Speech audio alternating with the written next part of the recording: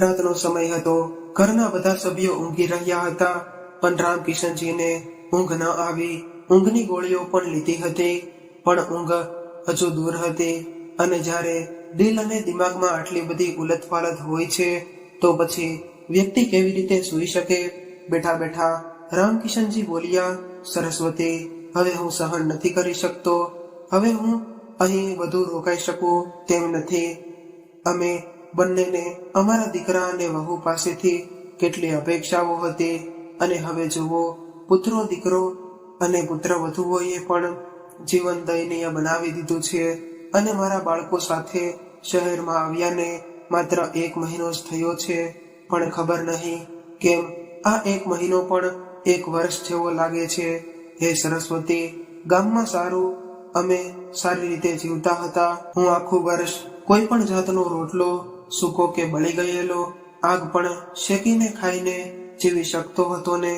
મને ખબર નથી કેમ કે હું મારી બુદ્ધિના અંતરમાં હતો એવી આશામાં કે હું શહેરમાં મારા પુત્રોના ઘરે જઈને અને આરામથી જીવીશ. જો અમને અમારા પુત્ર પૌત્રીઓનો સંગાથ મળશે તો સમય સરળતાથી પસાર થઈ જશે, અને અમને અમારી વહુઓ દ્વારા બનાવેલી સારી અને સ્વાદિષ્ટ વાનગીઓ ખાવા મળશે. મારે શું કરવું? આ જીભની લાચારીએ મને દગો દઈ દીધો છે. એમ કહીને રામકિશનજીને માથું મારવાનું શરૂ કર્યું. પછી તેમણે આંસુ ભરેલી આંખોએ પૂછ્યું, તમે સરસ્વતીને ઓળખો છો? ઘર છોડતા પહેલા એક ક્ષણ માટે મારા મનમાં એક વિચાર આવ્યો હતો કે બંને વહુઓ ખૂબ જ હોશિયાર છે, નાના મોટાની પરવા નથી કરતી. જો તમે ક્યારેય ખોટું બોલો છો તો તમે તેને કેવી રીતે સહન કરશો? આ કહેતા જ અસમર્થતાના દર્દ રામકિશનજીને ખાંસી આવતા લાગી અને થોડા સમય માટે ઉધરસ થઈ ગઈ હતી. આ કહેતા જ અસ્થમાના દર્દને કારણે રામકિશનજીને ખાંસી આવવા લાગી. થોડા સમય માટે ઉધરસ જતી રહી ને શાંત રહ્યા, અને પછી બોલ્યા કે બસ સરસ્વતી, મારું સ્વાભિમાન પણ ક્ષણિક સુખી ઈચ્છા માટે વશ થઈ ગયું હતું, અને તેમના પુત્રોની માત્ર એક વિનંતી સાથે તેઓ ખુશીથી તેમના શહેરમાં આવ્યા. આ વૃદ્ધાવસ્થામાં નરક કરતા પણ વધારે ખરાબ જીવન જીવવા માટે પણ સરસ્વતી, હવે ઘણું વિચારીને મેં નિર્ણય લીધો છે કે હવે હું કોઈની વાત સાંભળવાનો નથી, અને તું પણ મને અહીં રોકવાની કહેતી નહીં. અને 72 વર્ષના રામકિશનજી પોતાની સ્વર્ગવાસ્થ પત્નીની તસવીર જોતા ગડગડાટ કરી રહ્યા હતા. આટલા લાંબા સમયથી જે દુઃખ મારા હૃદયમાં છુપાયેલું હતું તે આજે મારી આંખોમાંથી આંસુ વડે બહાર નીકળી આવ્યું. જેથી વાત કરવા માટે તેને સંપૂર્ણ પરિવાર હતો. પુત્ર વધુઓ, પૌત્રો પણ આજુબાજુમાં ઘણા બધા લોકો હોવા છતાં તેના હૃદયની સ્થિતિને સમજી શકે તેવું કોઈ હતું નહીં જેને તે પોતાનું કહી શકે. તેથી જ તેની પત્નીની તસવીર સાથે વાત કરીને તેનું હૃદય હળવું કરી લેતો હતો. ખરેખર તો તેમની પત્ની સરસ્વતી 1 વર્ષ પહેલા જ ગુજરી ગયા હતા. તેઓ કંઈ બંને એકબીજાની સારી રીતે કાળજી લેતા હતા અને પોતપોતાની દુનિયામાં સંતુષ્ટ હતા. તેમને 2 પુત્રો હતા. બંને પુત્રો શહેરમાં રહેતા હતા. એક દિવસ સરસ્વતીને ખૂબ જ તાવ આવ્યો અને રાત્રે દવા જમ્યા પછી સૂઈ ગયા અને સવારે જાગ્યા નહીં. તેમની પત્નીના અવસાનથી રામકિશનજીનું હૃદય દુઃખ અને પીડાથી ભરાઈ ગયું હતું. જાણે એનો જીવ ગયો, અને ઔપચારિકતા પૂરી કરીને પુત્ર અને પુત્રવધુ પોતપોતાના ઘરે ગયા. પણ જ્યારે હું ગામડામાં એકલો રહી ગયો હતો ત્યારે માત્ર રામકિશનજી. તેમણે પોતે ક્યારેય પાણીનો ગ્લાસ પણ ઉપાડ્યો ન હતો, પીધું નહોતું અને રૂમાલ પણ નહોતા ધોયા. આજે એ જ રામકિશનજી દરેક કામ જાતે કરવા લાગ્યા. તમારા પોતાના કપડાં ધોવા અને સ્ટોવ બ્રેડ શેકે છે, અને સગડીમાંથી નીકળતા ધુમાડાને કારણે તેને વારંવાર ઉધરસ આવવા લાગી. તે બળી ગયેલી રોટલીને મીઠું અને ડુંગળી વડે રાંધતો અને તેને ટાઈમ માઉસની જેમ ગળી જતો. પણ જેવો તે સ્વાદવિહીન ખોરાક ખાય છે કે તરત જ તેની પત્નીએ બનાવેલો ખોરાક યાદ આવે છે. હું ગયો હોત તો મારી આંખો ભીની થઈ ગઈ હોત. એની એકલતા એટલી હદે વધી ગઈ હતી કે તે હંમેશા તેની મૃત પત્નીની આ તસવીર પોતાના હાથમાં રાખતા હતા અને તેમના મનમાં જે આવે તે તેની પત્નીના ચિત્ર દ્વારા કહી દેતા હતા. અને તેને આ રીતે જોઈને કેટલાક ગ્રામજનો તેની મજાક ઉડાડતા હતા. જ્યારે તેના પાડોશીઓ ત્યાં હતા, જેઓ તેમની સ્થિતિ સમજી શકતા હતા, તે જાણતા હતા કે રામકિશનજીનું મગજ નહીં પણ તેની એકલતા તેને અંદરથી ખાઈ રહી છે. રામકિશનજીની આવી હાલત જોઈને તેના પાડોશીઓએ તેમના મોટા પુત્રને બોલાવીને તેમની ચિંતાજનક માનસિક સ્થિતિ વિશે જણાવ્યું અને તેમને પોતાની સાથે રાખવા કહ્યું. પરંતુ બંને પુત્ર વધુઓ તેમના વૃદ્ધ સસરાને પોતાની સાથે રાખવા બિલકુલ તૈયાર ન હતી. પરંતુ જાહેરમાં શરમના ડરથી તેમના બે પુત્રોએ તેમને તેમની સાથે શહેરમાં લાવ્યા અને રામકિશનજી પણ સ્વાદિષ્ટ ભોજન ખાવાની ઈચ્છા સાથે પોતાના પુત્રો સાથે ખુશીથી શહેરમાં આવ્યા. બંને પુત્રોએ નક્કી કર્યું કે તેઓ તેમના પિતાને એક મહિના માટે પોતાની સાથે રાખશે. પહેલા મોટો દીકરો તેમને પોતાની ઘરે લઈ ગયો અને પુત્ર પુત્રીની સાથે હસતી અને વાતો કરતી વખતે આરામથી પસાર દિવસ થઈ જતો. રામકિશનજી એમ વિચારીને તેમના હૃદયમાં મોટા પુત્રના ઘરે જવાની ખૂબ જ ઈચ્છા થઈ. જ્યારે તે તેમના મોટા પુત્રના ઘરે પહોંચ્યા ત્યારે તેણે અહીં અને ત્યાં જોવાનું શરૂ કર્યું કે તેના પુત્ર પુત્રીઓ તેમને મળવા આવશે અને ઘણી વાતો કરશે. પણ ઘણા સમય પછી પણ જ્યારે કોઈ ન આવ્યું ત્યારે રામકિશનજીએ પુત્રને કહ્યું, દીકરા, રોહન અને પિંકી ક્યાંય દેખાતા નથી. તમે કોલેજ ગયા હશે? તો મોટા દીકરાએ કહ્યું, ના પપ્પા, ખરેખર બંને આ શહેરમાં રહેતા પણ નથી. અમે લોકોએ તેમના બંનેના બાળકોને મુંબઈની ખૂબ જ મોટી યુનિવર્સિટીમાં ભણાવ્યા છે. હવે બંને ત્યાં રહીને ભણે છે અને મહિનામાં એકવાર અમને મળવા માટે આવે છે. અને રામકિશનજી આ સાંભળીને આશ્ચર્યચકિત થઈ ગયા. જ્યારે તે ગયા ત્યારે તે વિચારવા લાગ્યા કે હવે જમાનો કેટલો બદલાઈ ગયો છે. પણ કદાચ તેને બીજું સરપ્રાઈઝ મળવાનું બાકી હતું. ત્યાં થોડા કલાકો વિતાવ્યા પછી એને ખબર પડી કે એમના સમાધાનજી એટલે કે પુત્રવધૂની માતા પણ તેમના પુત્રના ઘરે રહેતી હતી. તમારા પૈસા તમારા પુત્રના ઘરે મોકલો. મને જોઈને રામકિશનજી થોડી અસ્વસ્થતા અનુભવતા હતા. બસ કોઈક રીતે તેણે પોતાના મનને મનાવી લીધું અને ત્યાં જ રહેવા લાગ્યા. અને દીકરાના ઘરે રહેતા તેમને રોજનું 2 ટાઈમનું જમવાનું મળતું હતું. પણ એ નીકળતા એ આત્મીયતા તેમના માટે તે ઝંખતો હતો. તે ક્યારેય જોવા મળતો તેમનો પુત્રવધુ અને વેવાણ ત્રણેય સાથે બેસીને વિવિધ પ્રકારની વાનગીઓ ખાધી. પણ દાળ અને રોટલી તો રામકિશનજીને એમના રૂમમાં જ પહોંચાડી દેવામાં આવતા, કારણ કે દીકરાએ તેમને રૂમની બહાર જવાની ના પાડી દીધી હતી. દીકરો વહુની માં અને ખૂબ જ હસતી અને વાતો કરતી. પણ રામકિશનજીને આ બહારથી ખૂબ જ દૂર રાખવામાં આવતા હતા. પોતાના દીકરાના ઘરમાં આવું વર્તન જોઈને તેઓ તેમની સાથે વાત કરવા માંગતા હતા કે પત્નીના મનમાં સરસ્વતી, તમે ક્યારેય ગંગાને ઉલટી વહેતી જોઈ છે? હજુ જુઓ, તેમના પોતાના પિતા તેમની નિકટતા માટે દરેક ક્ષણે સારું ખાવા માટે ઝંખે છે. અને આપણો લાયક દીકરો તેની સાસુને બેસાડીને સારું ભોજન ખવડાવે છે. તેની સાથે કેવી સુખાકારી વિતાવે છે. હસીને અને મજાક કરી રહ્યો છે. તેનો સ્નેહ વ્યક્ત કરી રહ્યો છે. અહીં જ્યારે હું કંઈક માંગુ છું ત્યારે પુત્રવધુ તીક્ષ્ણ સ્વરે કહે છે, બાબુજી, તમે આ ઉંમરે જેટલો ત્યાગ રાખશો તેટલું તમારું સ્વાસ્થ્ય સારું રહેશે. પણ પુત્રવધુની માં પણ ઘરડી થઈ ગઈ છે. તો શું આ બધું ખાધા પછી તેને બીમારી નહીં થાય? તારી લીલા અજોડ છે. થોડા દિવસો વીતી ગયા. એક દિવસ રામકિશનજી તેના રૂમમાંથી બહાર આવ્યા. તેણે બહાર આવતા જોઈને પુત્રવધુ અને તેની માતા તેની સામે ત્રાંસી નજરે જોવા લાગ્યા. કદાચ તેમને એકાંતમાં ખલેલ પડી હશે. પછી જ્યારે તેના મોટો દીકરો ઘરની અંદર આવ્યો ત્યારે રામકિશનજીએ કહ્યું, દીકરા, મને અહીં એવું નથી લાગતું કે મને મારા નાના પુત્રના ઘરે છોડી દે. ઓછામાં ઓછું તને તેના બાળકો સાથે આનંદ અનુભવશે. ઓછામાં ઓછું તમે તેના બાળકો સાથે આનંદ અનુભવશો.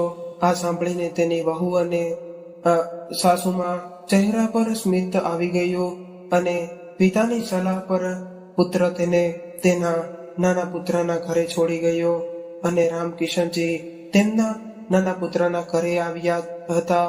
પણ નાની વહુ મોટી વહુ કરતા 2 ડગલા આગળ ચાલી ગઈ અને સસરાને ઘરમાં જોતા જ તેણે તરત જ તેની ભાભીને ફોન કર્યો. શા માટે ભાભી? અમારી વચ્ચે એક મહિના માટે સંમતિ હતી. હજી માંડ 20 દિવસ વીતી ગયા. એવો કયો પહાડ તૂટી પડ્યો કે તમે બાબુજીને માત્ર 20 દિવસમાં જ ઘરે છોડી દીધા? હજી માંડ 20 દિવસ વીતી ગયા. એવો કયો પહાડ તૂટી પડી ગયો કે તમે બાબુજીને માત્ર 20 દિવસમાં જ ઘરે છોડાવી દીધા? ખબર નહીં બીજી બાજુથી શું જવાબ આવ્યો. તો નાની વહુએ કહ્યું, જો એવું હોય તો મને તે ફક્ત પણ 20 દિવસમાં અમારા ઘરે મોકલી દઈશું. કેટલાક દિવસ રાખીશું અને 21મા દિવસે તમારા ઘરે મોકલાવીશું. આટલું કહીને નાની વહુએ ગુસ્સામાં ફોન થવાડ્યો અને કમસે કમ રામકિશનજીને મોટા દીકરા અને વહુના ઘરમાં એક ઓરડો મળી જતો હતો, જ્યાં તે આરામથી બેસીને પોતાના ખરાબ પર આંસુ વહાવી શકતા હતા. નસીબ પણ નાની વહુના ઘરે એ ઓરડો પણ ન મળ્યો અને પુત્રવધુ અને પુત્રએ રામકિશનજીનો પલંગ સ્ટોરેજ રૂમમાં મૂક્યો અને બાળકોને તેમની માતાએ તેમના દાદા પાસે જ જવાની સૂચના આપી દીધી હતી. ક્યારેક આવતા જતા બાળકોને જોવા માટે તે આંગણામાં આવીને બેસી જતા, તો પણ તે દૂરથી પણ જોતા રહેતા. પણ જો ઈચ્છતા હોય તો પણ તે તેમની સાથે વાત કરી શકતા ન હતા અને તેમને વાર્તા સંભળાવી પણ નહોતા શકતા. બાળકો અહીંયા ત્યાં રમ્યા કરે, પણ શું તેમના દાદા સાથે વાત કરવાની પણ હિંમત છે? તે જાણતા હતા કે જો તેની માતા તેની વાત કરતી વખતે જોઈ લેશે તો તેને રૂમમાં લઈ જવામાં આવશે અને એટલી હદે મારવામાં આવશે કે તે તેના દાદાને યાદ કરશે. ખૂબ જ દૂર બેસીને તે બાળકોને તોફાન કરતા જોતા રહેતા અને સાંભળીને ખૂબ જ ખુશ થઈ જતા કે એક દિવસ સવારે ઉઠીને બહાર ખાટલા પર બેઠા હતા ત્યારે મનમાં અવાજ સંભળાયો. નાની વહુ તેમના પતિને કહી રહી હતી કે સાંભળો, મારી પાસે 500ની આ ફાટેલી જૂની નોટ છે. શાકભાજી વેચનાર, દૂધ વેચનાર કોઈ લેવા તૈયાર નથી. એક કામ કરો કે જાતે ચલાવો, તેના બદલે મને એક સારી નોટ આપો. આજે મારા મિત્રો સાથે પાર્ટીમાં જવાનું છે. રામકિશનજી પણ આદતની જેમ મજબૂર હતા. જો તેણે કંઈક ખોટું થયું જોયું તો તે વિક્ષેપ પાડશે અને પુત્રના ગયા પછી તેણે પુત્રવધુને સમજાવ્યું કે વહુ, બાળકો ખૂબ જ તોફાની થઈ ગયા છે. તમારા મિત્રો સાથે ફરવાને બદલે તમારા બાળકો પર થોડું ધ્યાન આપો. આ ઉંમરે બાળકોને તેમની માતાની સૌથી વધારે જરૂર હોય છે. આ વાત નાની વહુને કાંટાની જેમ ચૂંટી ગઈ અને શરમ અનુભવતા તેણીએ કહ્યું કે ઠીક છે, તમને શું લાગે છે કે આખો દિવસ આમ તેમ હું ફરું છું? જો હું બહાર ન જાઉં તો શું મારો આખો દિવસ તમારી ઉધરસ સાંભળવી જોઈએ? અને તેમ છતાં તો આપણા બાળકો ખૂબ જ હોશિયાર છે. તમારે તેમની ચિંતા કરવાની જરૂર નથી. નાની વહુના મોઢેથી આવા શબ્દો સાંભળીને રામકિશનજીને લાગ્યું કે જાણે નાની વહુ નહીં પણ જ્વાળામુખી છે જે તેમના પર અગ્નિ વરસાવા લાગી રહી હોય. એ ઉંમરની માંગ છે કે સારા માણસોને તેમની માટે ઘૂંઘટીએ પડવા મજબૂર કરે છે. એક સમય એવો હતો કે જ્યારે મારી સામે અવાજ ઉપાડવાની કોઈની હિંમત ન હતી, અને આજે એવો સમય આવી ગયો છે કે ગઈકાલથી આવેલી વહુઓ પણ મારી ઇજ્જત છીનવીને તેમની નીચે ખસેડી નાખે છે.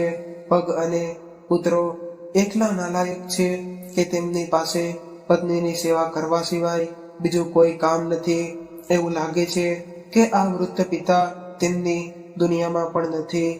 એ વિચારતા જ વૃદ્ધની આંખો ખરાબ રીતે રડવા લાગી અને છલાલતા આંસુ પીને પોતાની પથારી પાસે આવ્યા અને શાંતિથી સૂઈ ગયા. પછી રડતી પત્નીની તસવીર જોઈને તેણે કહ્યું, સરસ્વતી, તું મને તારી પાસે કેમ ન લઈ ગઈ? આટલી મોટી ઉંમરે તું મને સહન કરવા માટે કેમ છોડી ગઈ હતી? તૃણાસ્પદ નકામા જેવા મારા મોં પર આવતા રહે છે.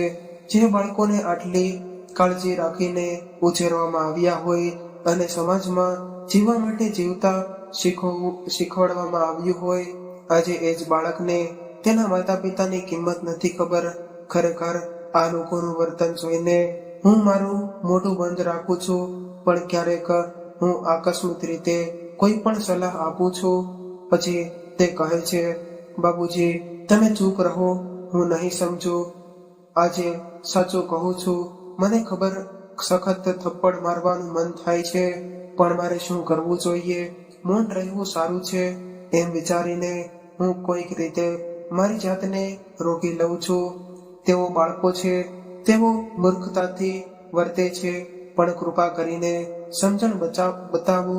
જરા વિચારો કે તેઓ તમને દિવસમાં 2 સમયનું ભોજન ખવડાવે છે.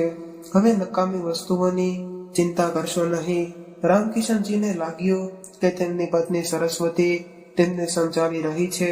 ના સરસ્વતી, હું પણ તમારી સાથે છું. લ્યો, આ કહેતા રામકિશનજી ઊંઘમાં બબડતા કરવા લાગ્યા અને પરસેવાથી લપથપ. રામકિશનજીએ આજુબાજુમાં જોયું, પણ સરસ્વતી ક્યાંય દેખાતી ન હતી. અને બીજા દિવસે સવારે જ્યારે તે જાગ્યા ત્યારે તેણે નક્કી કર્યું કે તેના ઘરે પાછા ફરવું વધુ સારું રહેશે. તેમના બધા કપડાં તેમની જૂની બેગમાં રાખ્યા અને તૈયાર થઈને બહાર આવ્યા. અને પુત્રવધૂને આશ્ચર્યજનક નજરે તેની સામે જોયું. પરંતુ કોઈ પણ કંઈ પણ પૂછે તે પહેલા રામકિશનજી પોતે બોલ્યા, દીકરા, મારે હવે અહીં રહેવું નથી. તમે મને સ્ટેશન પર મૂકી દો, હું જાતે જ આગળ વધીશ. સસરાના આ શબ્દો સાંભળતાની સાથે જ નાની વહુનો ચહેરો ચમકી ઉઠ્યો અને તે આનંદથી ઉઠીને બોલી, હા, હું તો પહેલેથી જ કહેતી હતી કે બાપુજીને અહીં નહીં ગમે, તેમને પોતાનું ગામ ગમે છે. શરૂઆતથી જ છે. પછી પતિ સામે જોઈને બોલી, અરે, તમે હજુ ઊભા છો? બાપુજીને શું કહ્યું તે તમને સંભળાયું નહીં? તેને ઝડપથી સ્ટેશન પર ઉતારો, પછી તમારે ઓફિસે પણ જવું પડશે. આ નાની વહુ કહે છે, મારા કામમાં વ્યસ્ત થઈ ગયા. અને પછી તેમની પત્નીના આદેશને અનુસરીને જ્યારે નાનો પુત્ર તેમને સ્ટેશન પર મૂકવા આવ્યો ત્યારે તેણે ખિસ્સામાં 500 રૂપિયાની નોટ કાઢી અને કહ્યું, બાપુજી, આ પૈસા રાખો, રસ્તામાં કામ આવશે. રામકિશનજીએ ધ્યાનથી જોયું તો તે જ ફાટેલી જૂની નોટ હતી, જેને ન તો દૂધ વેચનાર કે ન તો શાકભાજી વેચનાર સ્વીકારતા તૈયાર હતા. ત્યારે રામકિશનજી પોતાના પુત્ર તરફ જોતા તો ક્યારેક વચ્ચેની ફાટેલી ગંદી નોટ તરફ. એકવાર તો તેના હૃદયમાં આવી વળી કે એ નોટ એના દીકરા હાથમાં પાછી મૂકી દો, પણ તેને કહ્યું કે આ નોટ પોતાની પાસે રાખી અને તમારી દયા વિના પણ તમારા પિતા તેમના ઘરે પાછા જઈ શકે છે. પણ તે કંઈ બોલે તે પહેલા જ તેનો દીકરો બોલ્યો, શું છે બાપુજી, શહેરમાં મોંઘવારી વધારે છે અને પગાર ઓછો છે, તેથી હું તમને આનાથી વધુ પૈસા આપી શકીશ નહીં. પુત્રની વાત પર સાંભળીને રામકિશનજીએ પોતાના મનમાં રહેલા ગુસ્સાની જ્યોતને દબાવી દીધી અને કહ્યું, દીકરા, જ્યારે તમને બંનેની સારી અંગ્રેજી માધ્યમની શાળામાં પ્રવેશ અપાવ્યો ત્યારે હું ઘણી મુશ્કેલીથી મહિને 3,000 કમાઈ શકતો હતો. 1,000 રૂપિયા તમારા ભણતર પાછળ ખર્ચ્યા. તે સમયે પણ ખૂબ જ મોંઘવારી હતી. જ્યારે તમે તમારા મિત્રોને જોઈને સારા રમકડા અને કપડાની માંગણી કરતા હતા. પણ દીકરા, મેં તારી માંગણી પૂરી કરી હતી. તું એક વસ્તુ માંગતો તો હું 2 વસ્તુ લાવતો. બસ સમયની વાત છે. એક ઊંડો શ્વાસ લઈને રામકિશનજીએ કહ્યું. પણ તેમનો દીકરો તો ટ્રેનમાંથી નીચે ઉતરી ચૂક્યો હતો અને ટ્રેન ધીમી ગતિએ ચાલવા લાગી હતી. જ્યારે તેનો ગામમાં તેમના ઘરે પહોંચ્યા ત્યાં રામકિશનજીને કંઈક અંશે સંતોષ થયો અને પોતાની પાઘડી વડે પરસેવો લૂછ્યો અને તેણે પોતાની જાતને ખાટલા પર ફેંકાવી દીધા. અને અહીં કેટલી શાંતિ છે, પણ ફરી એ જ ધુમાડો ઉછાળતો સગડી અને પછી એ જ એકલતા. પણ તેમ છતાં પણ તેને તે વાતથી રાહત હતી કે તે કોઈની વાત સાંભળ્યા વિના આરામથી રોટલી ખાઈ શકે છે. ક્યારેક તેને મન થાય તો તે પોતાની ભૂખ સંતોષવા રોટલી બનાવી લેતા અને નહીં તો તે દુઃખી થઈને સૂઈ જતા. મૂળ ધીમે ધીમે તેનું શરીર વધુ બગડવા લાગ્યો અને તેની તબિયત બગડવા લાગી. ક્યારેક પાડોશીઓ મળવા આવતા ત્યારે તે તેમને દવા વગેરે આપતા. અસ્થમાને કારણે તેમની સ્થિતિ થોડી વધુ ખરાબ થઈ ગઈ અને નબળાઈના કારણે તે પોતાની બનાવતામાં પણ સાવ લાચાર બની ગયા હતા અને તે ખાટલા પર ખાલી પેટ પર પડ્યા રહેતા. અને પાડોશીઓએ તેમના પુત્રોને બોલાવીને સમાચાર મોકલાવ્યા, પરંતુ તેમના પોતાના પરિવારમાં મગ્ન 2 પુત્રોએ ભૂખ્યા હોવાને કારણે રામકિશનજીની સ્થિતિ દિવસે ને દિવસે બગડતી જતી હતી. હવે તો ગામના સગા સંબંધીઓ અને પાડોશીઓ પણ તેમના પુત્રોને સમાચાર મોકલાવવાનું બંધ કરી દીધું હતું, કારણ કે પુત્રોએ નક્કી કરી લીધું હતું કે હવે તેઓ પોતાના પિતાના અંતિમ દર્શન કરવા માટે જ ગામમાં આવશે. પછી એક દિવસ તેમની તબિયત એટલી બધી બગડી ગઈ કે રામકિશનજીએ પથારી પકડી અને બેસીને બોલવા માટે પણ સાવ લાચાર બની ગયા હતા. પાડોશીઓએ પુત્રોને ફરીથી બોલાવ્યા અને જાણ કરી કે તેમના પિતાની સ્થિતિ ખૂબ જ ગંભીર છે અને જો તેઓ શક્ય તેટલી વહેલી તકે તેમની પાસે પહોંચે તો તેઓ તેમને છેલ્લી વાર મળી શકશે. આ સાંભળીને બંને પુત્ર વધુના મનમાં ખુશીની લહેર દોડી ગઈ અને હવે તેઓ રોજબરોજની ઝંઝળમાંથી હંમેશ માટે મુક્ત થઈ જશે. નહીં તો દરરોજ ક્યારેક ઉધરસ અને ક્યારેક તાવ, ક્યારેક નહીં દર્દ તો ક્યારેક ના દર્દ. આપણે આપણા જીવનમાં પહેલેથી જ ખૂબ જ વ્યસ્ત છીએ. આપણા ખાટલા પર પડેલા વૃદ્ધ પિતાની સેવા કોણ કરશે?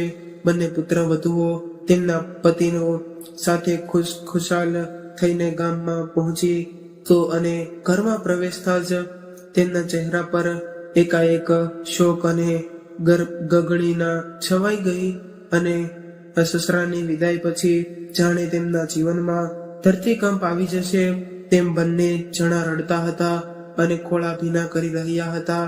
જોકે ગામમાં આશા છે કે આડોશ પાડોશના બધાએ ખબર હતી કે એ વૃદ્ધ સસરા આ બંને ગર્જના કરીને અને ભગવાન હોવાનો ડોળ કરીને આખા ઘરને માથે ચડાવતા હતા. એ સસરાને કદી આદરનું 2 ટાઈમ પણ ખવડાવ્યું નહોતું. આ 2 તે સંતાનને પેટ ભરીને અને પછી પાછી આવતી ફરી તે જ ડોળ કરીને રામકિશનજી ખાટલા પર આડા પડ્યા. તેમ છતાં તે ઉઠી શક્યા નહીં અને તે બોલી શક્યા નહીં. તે બધું જોઈ અને સમજી શકતા હતા કે આજે તે વૃદ્ધાવસ્થાથી પીડાને ખૂબ જ ઊંડે સુધી અનુભવી શક્યા છે. કેવી રીતે જીવનના અંતિમ તબક્કે વ્યક્તિની હાલત રસ્તાની બાજુમાં પડેલા કાંકરા જેવી થઈ જાય છે. અચાનક લોહીના સંબંધો પણ અજાણ્યા બની જાય છે. બીમાર રામકિશનજીને જોવા માટે સવારથી પાડોશીઓ અને સંબંધીઓ આવી રહ્યા હતા. ઘરની અંદર કોઈ આવે કે તરત જ દીકરા અને વહુઓ ચોંકી જાય અને મોટો દીકરો કહે કે શું કહું, આ છેલ્લી વાર છે, આપણે વધારે સહન ન કરીએ તો સારું રહેશે, નહીં તો આપણે આપણી નોકરીમાંથી આટલો સમય કેવી રીતે મેળવીએ? કોણ જાણે ક્યારે ફોન આવશે? જ્યારે નાના પુત્રએ આ કહ્યું ત્યારે બંને પુત્ર વધુઓએ જોર જોરથી બૂમો પાડવાનું શરૂ કર્યું કે જાણે તેમના સસરા ખરેખર ભગવાનને પ્રિય થઈ ગયા હોય. પુત્ર વધુઓનું આ નાટક રામકિશનજીનું ખૂબ જ મોટું નિરંતર જોતા હતા અને જ્યારે વૃદ્ધ પિતાને જમીન પર સુવડાવવામાં આવ્યા, થોડી જ વારમાં આખું ગામ ત્યાં એકત્ર થઈ ગયું. મોટી વહુએ બાપુજીના પગ દબાવ્યા ત્યારે નાની વહુ પણ પાતળીઓના ગડગડાટ બતાવતા ગીતા પાઠ કરવા બેસી ગઈ. ફરી એ જ ડોળ કરીને રામકિશનજી ખાટલા પર આડા પડ્યા. તેમ છતાં પણ તે ઉઠી શક્યા નહીં અને બોલી પણ ન શક્યા. તે બધું જોઈ અને સમજી શકતા હતા. આજે તે વૃદ્ધાવસ્થાની પીડાને ખૂબ જ ઊંડે સુધી પિતાની પાસે બેઠેલા પુત્ર અને પુત્રવધુ એકબીજામાં ચર્ચા કરવા લાગ્યા. મોટા દીકરાએ નાનાને કહ્યું, ભાઈ, ઘણા સમયથી અમારા ઘરમાં કોઈ મોટું કાર્ય થયું નથી, પણ બાપુજીના અવસાન પર અમે ગામ લોકોને બતાવીશું કે અમે પણ કોઈથી ઓછા નથી. બાપુજીના 13મા દિવસે ખાવા માટે એકથી એક વસ્તુ રાખીશું. અમે એટલી બધી વાનગીઓ બનાવીશું કે લોકો ખાઈને થાકી જશે. પૂરી, ભાજી, છોલે ભટુરે અને પનીરના શાક સાથે અને મીઠાઈ સાથે મૂંગ દાળનો હલવો, ગુલાબજામુન અને રસમલાઈ પણ લઈશું. અને બાપુજીને પણ રસમલાઈ ખૂબ જ ગમતી હતી. આટલી બધી ખાદ્ય પદાર્થોના નામ સાંભળતા જ રામકિશનજીના મોંમાં પાણી આવી ગયું અને મારા મનમાં એક વિચાર આવ્યો કે હું જીવતો હતો ત્યાં આ લોકોએ તો મારી 13મી કેમ ન કરી? જોકે પણ મારા હૃદયની સામગ્રીથી ખાધું હોય તો જ્યાં સુધી હું જીવતો હતો ત્યાં સુધી મારો આત્મા સંતુષ્ટ હોય અને ખબર નથી કે તે આ વાનગીઓના સ્વાદ માટે કેટલા સમયથી તડપતો હતો. તે સ્વાદ આવતા જ તેના મોંમાંથી અચાનક લાળ વહેવા લાગી. જોતામાં સાથે જ તેની નાની વહુએ ખૂબ જ આનંદથી કહ્યું, અરે જુઓ, હવે બાપુજીના મોંમાંથી પણ લાળ વહેવા લાગી છે. અને વડીલો કહે છે કે જ્યારે મૃત્યુ સોયા પર સૂતેલી વ્યક્તિના લાળ નીકળવા લાગે છે ત્યારે સમજો કે હવે છેલ્લો સમય આવી ગયો હોય. પણ 3 દિવસ વીતી ગયા. આજે બધા જ આ જેવા છીએ તો પછી બાપુજી કોને મળવાની ઈચ્છા રાખે છે જે પોતાનું બલિદાન આપવાનું નામ પણ લેતું નથી? ત્યારે ગામના એક વડીલ, જેને આખું ગામ માને છે, તે જાણવા માટે રામકિશનજીના ઘરે આવ્યા. પુત્રએ કહ્યું, કાકા, બાપુજીનો જીવ ક્યાં અટક્યો છે?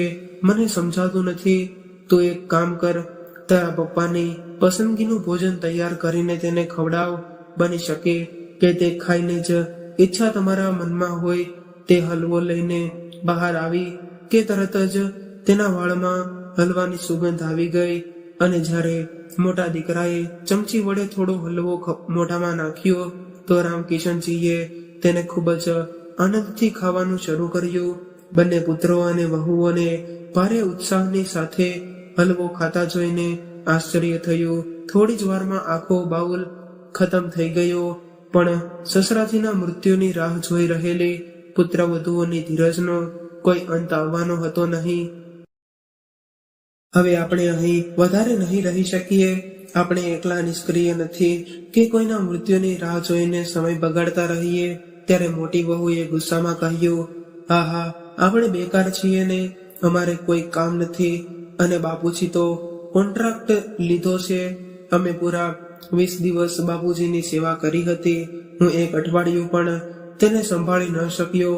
પુત્રવધુની સાથે પુત્રો પણ લડાઈમાં ઝડપ આવ્યા. પછી તેનું તાંડવ થયું કે આખું ગામ સાક્ષી બન્યું. કેટલાય વડીલોએ આવીને સમજાવ્યો, થોડીક શરમ કરો. આ તમારા વૃદ્ધ પિતા મૃત્યુની પથારીએ પડ્યા છે અને તમે લોકો તેમની સામે મોટી લડાઈમાં પડ્યા છો. શું તમને આ સમયે આવી વાત કરવી યોગ્ય લાગે છે? પણ તે લોકોને ક્યાં પડી હતી? તેઓએ કોઈ શરમ રાખ્યા વિના લડાઈ ચાલુ રાખી અને જ્યારે થોડો ખોરાક પેટમાં ગયો ત્યારે રામકિશનજીના શરીરમાં પણ જીવ આવ્યો અને આવતા લાગ્યો અને તેનું શરીર થોડું હલવા લાગ્યું અને તેને થોડું બોલવાની શક્તિ પણ મળી. તે આ જોઈને દીકરા અને વહુના હોશ ઉડી ગયા. ચિંતિત થઈને તેઓ વિચારવા લાગ્યા કે હવે શું કરવું. કોઈક રીતે રાત વીતી ગઈ અને સવાર થઈ. મોટા દીકરાએ ચા નાસ્તો કરીને પિતાને 2 રોટલી ખવડાવી. પછી ગામના એક વૃદ્ધે સમજાવ્યું કે તમારા માતા પિતા, તેથી જ તમે આજે ઉચ્ચ પદ પર પહોંચી શક્યા છો. હવે તમારા પિતાની પણ જવાબદારી છે કે તેઓ તેમના વૃદ્ધ માતા પિતાની સેવા કરે. તેથી તેમને તમારી સાથે લઈ જાઓ. અને સંભાળવામાં આટલો સમય લાગ્યો ને નાની વહુ તેમના પતિને એક ખૂણામાં લઈ ગઈ. સાથે બોલી, કાન ખુલ્લા રાખીને સાંભળો, બાબુજીને તમારી સાથે રાખવા તૈયાર નથી. તે પલંગ પર પડેલો છે અને હું તેની ગંદકી ઉપાડી શકીશ નહીં. અને જો છેલ્લી વાર હું એમને લઈ જવાની ભૂલ કરીશ તો મારાથી ખરાબ કોઈ નહીં હોય. હું ખાટલા પર સૂઈને તમારા પિતાજીની સેવા નહીં કરું. જ્યારે બંને પુત્રો તેમના વૃદ્ધ પિતાને સાથે લઈ જવા માટે અનિશ્ચિતતા દર્શાવવા લાગ્યા ત્યારે આ બધું જોઈને રામકિશનજીની આંખોમાં આંસુ ભરાઈ ગયા અને હાથ જોડીને તેણે તેમના પુત્ર અને વહુને કહ્યું, તમે લોકો પોતાના ઘરે જાઓ. હું અહીં કેવી રીતે રહીશ હું જાતે જ જોઈ લઈશ. અને છેવટે 5 દિવસની ચાલતા પુત્ર વધુ અને પુત્ર વચ્ચેના નાટકોનો અંત આવ્યો અને બીજા દિવસે વીતી ગયા અને રામકિશનજીની હાલતમાં થોડો સુધારો થયો. પણ હવે સમાચાર એ છે કે તે ગંભીર વિચારોમાં ડૂબી ગયા હતા. તે વારંવાર તેની પત્ની સરસ્વતીની તસવીરને પૂછતા કે શું આપણું બાળક છે. જો બાળકો આવા હોય તો વ્યક્તિ માટે નિસંતાન રહેવું વધુ સારું છે. આ એવા પુત્રો હતા જેમની ઈચ્છાઓ પૂરી કરવામાં હું કડતો નથી. અને છેવટે અમારા પુત્રોના ઉછેરમાં અમને શું કમી હતી કે તેમણે બાળકો માટે વર્ષોની તપસ્યા પોતાની જાતને સમર્પિત કરી દીધી હતી. પરંતુ બાળકોને એક ક્ષણ માટે પણ તેમના મુશ્કેલ સંજોગોનો અહેસાસ પણ થવા દીધો ન હતો. આજે એ જ બાળકો મારાથી છુટકારો મેળવવા માટે એટલી ઉતાવળ કરતા હતા કે હું જાણતો હતો કે ત્યારે તેઓએ ઘરે સફેદ કફન અને અંતિમ સંસ્કારનો ઓર્ડર આપ્યો હતો. બધા મારા મૃત્યુની રાહ જોઈ રહ્યા હતા અને જ્યારે તેમની આશા પણ પાણી ફરી વળ્યું ત્યારે તેઓએ મને અનાથ કરવામાં એક ક્ષણમાં પણ વિલંબ ન રાખ્યો. મારા પોતાના બાળકો મારી વૃદ્ધાવસ્થાના દરેક પગલે મારા સ્વાભિમાનને એટલું ઠેસ પહોંચાડ્યું છે કે હું જીવતો છું ત્યારે આત્મનિરીક્ષણ કરતો હતો. ત્યારે આજે તેણે નિર્ણય લીધો કે તેણે ગામના સરપંચને બોલાવીને પોતાનો નિર્ણય સમજાવ્યો અને તેના આગળના પગલા વિશે જાણ કરી. રામકિશનજીની વાત સાંભળીને સરપંચજીના આશ્ચર્યની કોઈ સીમા ન રહી. તેણે કહ્યું, પણ રામકિશનજી, આવો નિર્ણય લેતા પહેલા એકવાર ફરીથી વિચાર કરો. પછી રામકિશનજીએ કહ્યું, ખૂબ જ વિચારીને અને મારા હૃદયમાં પથ્થર રાખીને મેં આ નિર્ણય લીધો છે. ધ્યાનમાં રાખો કે હવે મારી પાસે બીજો કોઈ વિકલ્પ નથી. તમારી ઈચ્છા મુજબ.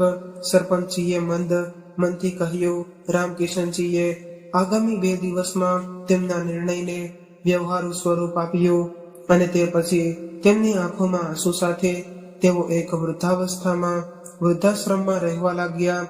અને એક દિવસ ગામના સરપંચે બંને પુત્રોને બોલાવ્યા અને કહ્યું કે તેના પિતાજી દુનિયામાંથી ગયા છે. બંને પુત્રોએ પહેલેથી જ નક્કી કરી લીધું હતું કે પિતાના ઘર, જમીન અને મિલકતના વિભાજનમાં કેટલો હિસ્સો હશે.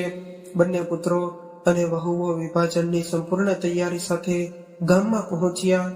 પુત્રોએ તેમની આંખોમાં આંસુ સાથે પિતાના મૃતદેહનો અંતિમ સંસ્કાર કર્યો અને જ્યારે તેઓ ઘરે પહોંચ્યા ત્યારે પાડોશીઓ અને સગાવહાલાઓની રાહ જોયા વિના બંને પુત્રો અને પુત્ર વધુઓએ બધાની નજરથી દૂર જઈને તેમના પિતાના રૂમનો દરવાજો ખોલ્યો.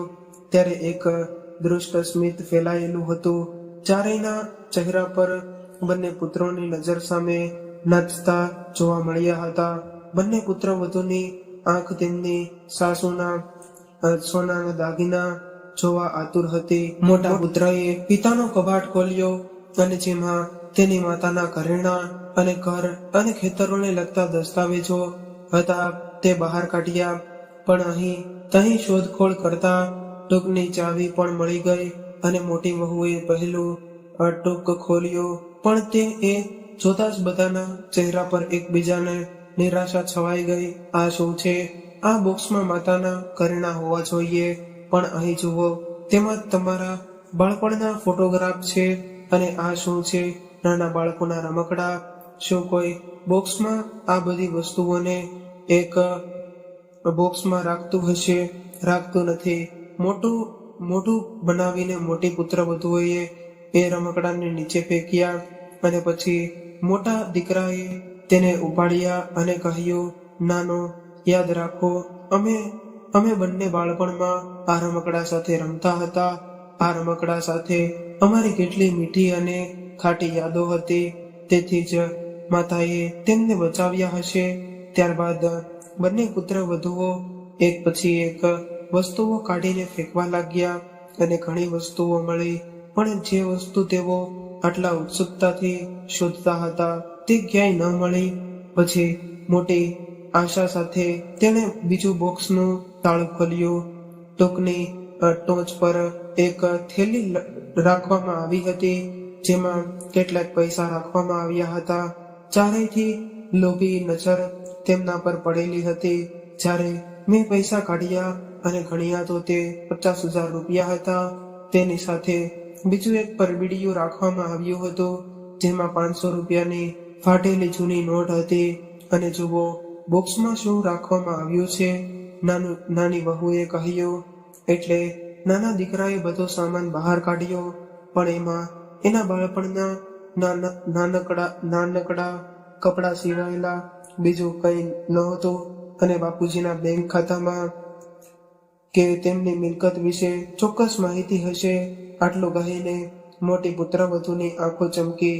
પછી મોટા પુત્રએ તેને પત્ર વાંચવાનું શરૂ કર્યું. પત્રમાં લખ્યું હતું, શું તું આટલી ઉત્સુકતાથી શું શોધી રહ્યો છે?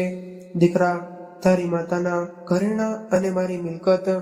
અરે દીકરા, અમારા બંનેની અમૂલ્ય સંપત્તિ તારા બાળપણની એ યાદો હતી, જેને અમે ખૂબ જ સાચવીને રાખી હતી.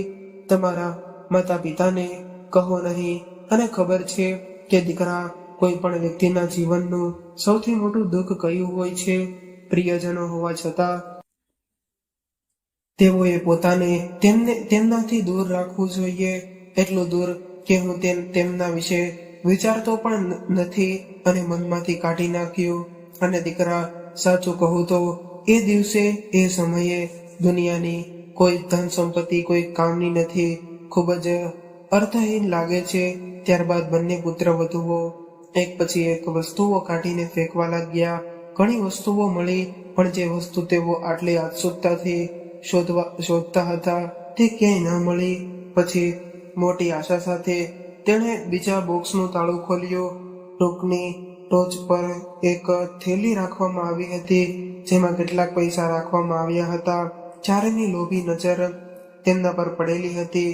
જ્યારે તેણે તે પૈસા કાઢ્યા, તેમાં 50,000 રૂપિયા હતા. તેની સાથે બીજું એક પરબીડિયું રાખવામાં આવ્યું હતું, જેમાં 500ની નોટ રાખેલી હતી. અને જુઓ, બોક્સમાં શું રાખવામાં આવ્યું છે? નાની વહુએ કહ્યું. એટલે નાના દીકરાએ બધો સામાન બહાર કાઢ્યો, પણ એમાં એક બાળપણના નાનકડા કપડાં સિવાયેલું બીજું કંઈ ન હતું. બાપુજીના બેંક ખાતાને કે તેની મિલકત વિશે ચોક્કસ માહિતી હશે. આટલું કહીને મોટી પુત્રવધુએ આંખો ચમકી. પછી મોટા પુત્રએ પત્ર વાંચવાનું શરૂ કર્યું. પત્રમાં લખ્યું હતું કે તું આટલી ઉત્સુકતાથી શું શોધી રહ્યો છે દીકરા? તારી માના ઘરેણાં અને મારી મિલકત. અરે દીકરા, અમારા બંનેની અમૂલ્ય સંપત્તિ, તમારા બાળપણની જે યાદો હતી એ અમે ખૂબ જ સાચવીને રાખી હતી. તમારા માતા પિતાને કહો નહીં. અને તને ખબર છે કે દીકરા, કોઈ પણ વ્યક્તિના જીવનનું સૌથી મોટું દુઃખ કયું હોય છે? પ્રિયજનો હોવા છતાં પણ તેઓએ તેમનાથી દૂર રાખવું, એટલું દૂર કે હું તેના વિશે વિચારતો પણ નથી. મિત્રો, આ કહાની તમને કેવી લાગી તે કોમેન્ટ કરીને જરૂરથી જણાવજો. અને જો કહાની પસંદ આવી હોય તો અમારી ચેનલને જરૂરથી સબસ્ક્રાઇબ